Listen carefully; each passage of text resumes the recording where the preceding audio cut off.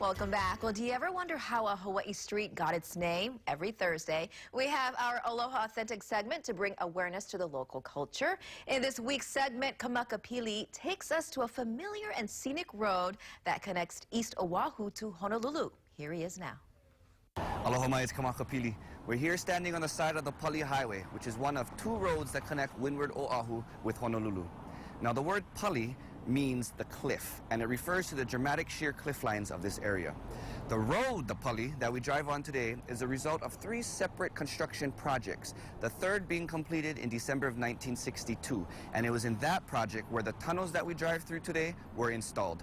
But if you speak with some kupuna, they'll share with you the experience of actually having to drive over the mountaintops to get to Honolulu before the tunnels were installed, and it actually sounds like a pretty crazy experience. But before this road was part of our history, this space holds a significant space in our timeline, where this was the spot where the Battle of Nu'uanu had taken place. And it was in that battle where King Kamehameha the Great had defeated Kalani Kupule, the chief of Oahu at the time, leading him to secure the power of Oahu, which eventually led him to unify all the islands under one rule. Did you know? Now you do. And of course, joining us now with more of the history behind the Pali is Kamakapili. Good morning. Good morning. Welcome back. Thank you very much. So when was Pali Highway first constructed? So before the highway was actually there was a path for people who lived on Kailua Kaneohe area. They would have to go to the town side or south side of Oahu to do their bargaining and trading, as that's how they made their livelihood. So before the road was there was actually a hiking path that would go over the mountains. That hiking path was first widened for horses. The first horse had trekked over in 1845, and they continued to widen that path to be more of horses carrying wagons, and that took place in about 1861 or so. And that is actually the first road. The second road that had taken place, when you hear people talking about the Old Pali Road, that road had finished its construction in about 1897. Wow. And reading about that, it's pretty interesting when you read that it took over 17,000 pounds of powder and 10,000 pounds of dynamite to create that.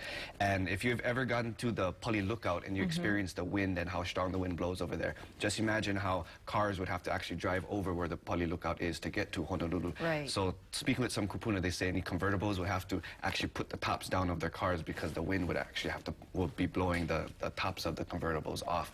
So it actually really does seem like a crazy experience to drive over the Old Pali Road. Yeah, and a lot of people still remember that and talk about the Old Pali and the Old Pali Highway.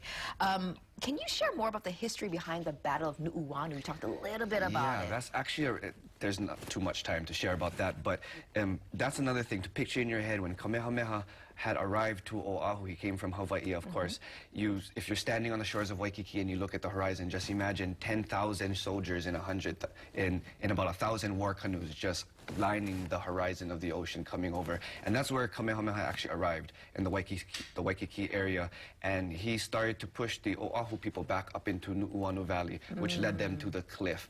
And to get a good picture and imagery of what the battle looked like, legendary and past artist Herb Kane had created an image or a portrait of the Battle of Nu'uanu. So that may be something everybody go check out to kind of get an image of what it may have looked like. But it's a really crazy experience, a crazy story, and the life of Kamehameha is really one of significance. And when you go to the Pali Lookout now, they have signage and everything to there's some signage over there. I know that there's a plaque about some planes during World War II and stuff. I'm not too sure exactly about this battle, but even that name of that area where the lookout is from what I know, is known as Kanuku. And Nuku is a beak, but it also means like scolding.